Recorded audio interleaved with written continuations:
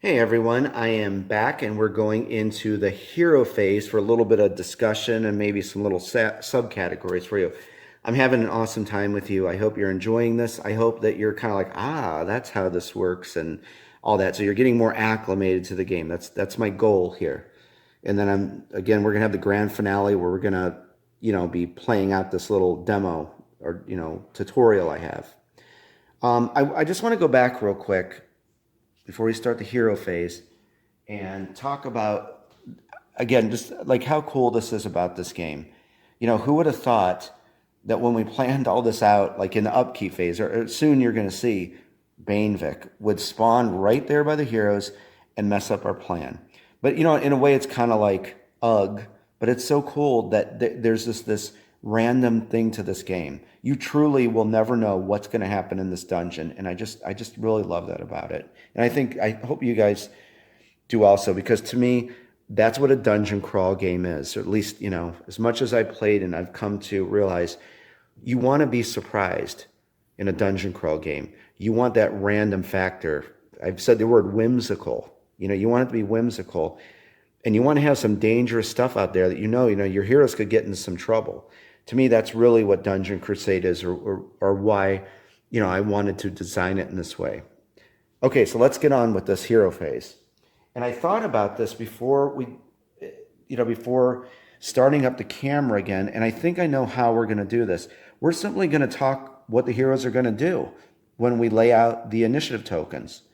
I think that's probably going to be the best way to do that. But let me start, just point this down here. You can let you see part of the dungeon. One of the big things about this game, because it's an open world dungeon crawl board game, is there is so many things that a hero can do.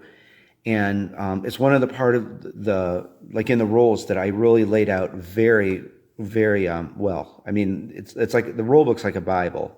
I took the time to make sure everything was perfect in this. So if you needed, an answer to a question, it was there.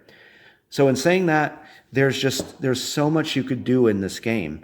There's mining and crafting in the game where, there's right here, we're going to take a look at a mining site. You can go into a chamber to smash open a crate. Up here, if you can see that, I think, there's a mystery chamber here. Your heroes could go inside of a mystery chamber. Right here is a secret room we're going to be looking at. You could go and try to discover a secret room. They're hidden right now. Maybe they're like encased in stone and moss, and it's overgrown. So your hero has to discover that. You could go hunt down guardians. You could go, do, of course, one of your quests. Pop open a treasure chest here. So just know there is just a plethora of very cool and fun things your heroes can do in this game. And this is something that I wanted to focus on to make sure it was smooth and just silky smooth for you. One of the cool things is, and it's just like a very cut and dry rule, and something that you may have not seen like in a dungeon crawl game, I wanted to keep the gameplay smooth for people. I wanted to keep it rolling. I wanted to keep you having fun, because to me, that's what it's about, having fun. The nice thing about heroes have two actions. Let's start with that. Even Albus here, and we're going to be using him, he has two actions. So all heroes have two actions. What's nice about the design of this game is that you can move and take an action. Okay, so you don't have to say, okay, well, I moved and now, I have to use an action to open a treasure chest. I moved and I have to use my second action to try to discover a secret room. It's not like that in Dungeon Crusade. When you move, you can say like this, which we're going to see. And actually, she's going to be our first hero to activate. Faith is going to try to discover the secret room here in the ancient depths. So she would roll for movement. I don't have the die with me, but let's just say that she rolled a 4. She has a base movement of 2. That's 6. So 1, 2, 3, and I'm going to declare I want to try to discover the secret room. That's one action. And then let's say, which we're going to see this. Let's say she did discover it. Okay, you got to come over to the chamber door because you have to pick the lock. Once you discover it, these chambers are locked because inside of a secret room, it's either a desolate chamber or a treasure chamber. And treasure chambers can majorly pay off for your hero. So, with her one action, she, did that. She moved, and let's say she did discover it. And we're going to go over that for you. So I'd say then, okay, for my second action, I'm going to move. I'm going to roll again. Let's say I got a 3. 3 and 2 with her base move. A 2 would be 5. 1, 2, 3. To end my second action, I'm going to attempt to pick this lock on this chamber door. So you see what I mean? It's always like, whatever it is, you're popping open a treasure chest or, mining. If you're going to come over to a mining site, which we're going to see over here, as long as you're adjacent, get you down here more. As long as you're adjacent to a mining site, or you could be standing on top of one, you can say, let's say Maheliak was there and he generated 4 movement with his base move to 2. So 1, 2, he ends it there. I'm going to mine. Okay, so then you roll a D3, and then you go to the mining deck of what that is. I'm going to flip this over now because I had this set to show you. So he's discovered mining site C. Quite simply, you'd say, I'm going to end my one action and mine.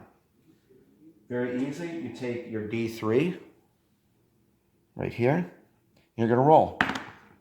Okay, 1. And you have to have a pickaxe. We have a pickaxe over here, so he would have to have a pickaxe. 1.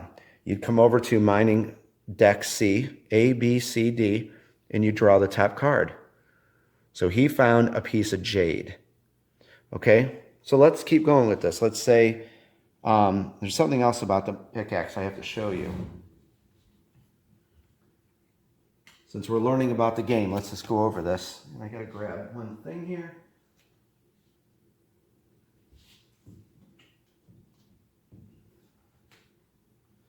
Here's something you probably did not even know. Okay, so let's say he mined, right? Well, just like anything, I don't think I've ever shown you guys this. Here's the pickaxe. And what's kind of thematic about this, it can degrade. Your pickaxe, as you're striking the ground, hitting that, right? So let's get his piece of jade. So on his first action, he moved. He got a piece of jade. So I'll put this in his player area over here. So what happens is, notice that this clip here is on the 12. There's a chance that this thing could degrade from being used. So what we're going to do is, you take a D12. You're going to take a D12, and you're going to roll. Okay, so the result is 7. Had that been a result of 12, that means it has degraded. So you're going to lower that to 11 and 12. So you can still use it, of course, if he mined, which actually we're going to mine again. So let's take another mining action. So Maheliak says, you know what I'm going to do? I'm going to move on top of this mining site, and I'm going to take a mining action. Or he could just stay there and say, for my last action, I'm going to mine again. He's going to roll. He got another 1. Come over to mining site C, draw a card. He found another piece of jade. And there's different minerals. I think I talked about that in the other video. This is one of the precious stones. The precious stones kind of go along with the warfare types. There's ruby stone, iolite is blue, jade, arcane green, amethyst is purple, sunstone is orange, and obsidian is black. And then there's moonstone and zultanite are your main ingredients you need to craft power gems. So right there, he has mined 2 pieces of jade on his turn. That's kind of how that works. But then we mined, right? So we're going to have to, again, roll the D12. Okay, so 5. See, like we had a 5, right? It's not between 11 and 12. Therefore, his pickaxe did not degrade this turn. Or, for that action. He can use it. If it ever gets down to dull, you have a dull, you flip your card over, and then the blacksmith in the village, shoot up to him, right up there. He will resharpen your pickaxe for 100 gold. So there you go. That's probably something you did not know about the Dungeon Crusade universe. So that's a little bit how crafting and mining. So you see, though, how I did that. I used, 2 actions to mine. There might be something in the encounter deck where mining sites will be enriched, and you get to roll a d6. That's when you see that environment, it's an environment effect. When you see that environment come up, head to a mining site and get mining, because you can get a lot of, minerals when one of those environments comes into play.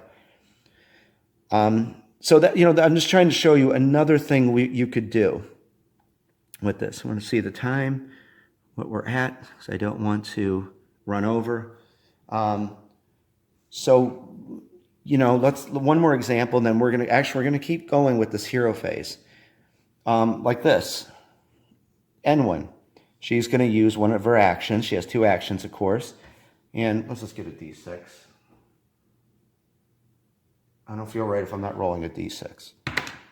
Okay, that's great movement. So she has a base movement of 3 plus the roll of a d6. So she plans to open this treasure chest, right? So 1, 2, 3. Then I'd say, I want to use, I'm going to end my 1 action and draw from the treasure chest deck. You come over here, you draw a card from the treasure chest deck. She's used 1 action. Now, supposedly, let's say that she used her other action to attack the skeletal grunt. She'd roll again. 1, and then 1, 2, 3. She has a base movement of 3. Anytime a hero launches an attack, that immediately ends. That ends their turn. After they attack, of course. So let's say we went back, at the top of her turn, and she just didn't go, she just didn't want to open the chest, and she got that move it again. 1, 2, 3, 4. I'm going to attack the skeletal grunt. That ends, that's it for her turn. She's going to, of course, do the combat. Her turn ends. The only time the combat keeps going, because there's 2 forms of combat. There's in the dungeon combat, in the corridors and hallways, in the quadrants of the dungeon. That's like that. You take a turn to hit, and then it's the monster phase, and they're going to hit you. So it kind of goes back and forth over turns, which we're going to see when heroes go into chambers to fight champion monsters. It's persistent. It keeps going until the heroes, or hero is slain, the monster is killed, or the heroes evade out of the room. So here's a good tip. Remember, champion monsters are always in chambers of the dungeon. Minions and guardians roam and lurk the hallways and corridors of the dungeon. So I'm glad I got that part out. And I think hopefully you see how smooth it is, to play, in that manner with, everything is just, you get to move, do an action, and then you have another thing to do. So when we come back, I'm going to straighten up a few things. I am going to show you and explain a few things about what we're going to do in the demo, like what the heroes are going to do, okay? And I think you'll really enjoy this. Again, I hope you're having fun with this. I am loving teaching you about the game, and I am just going to see you in just a few.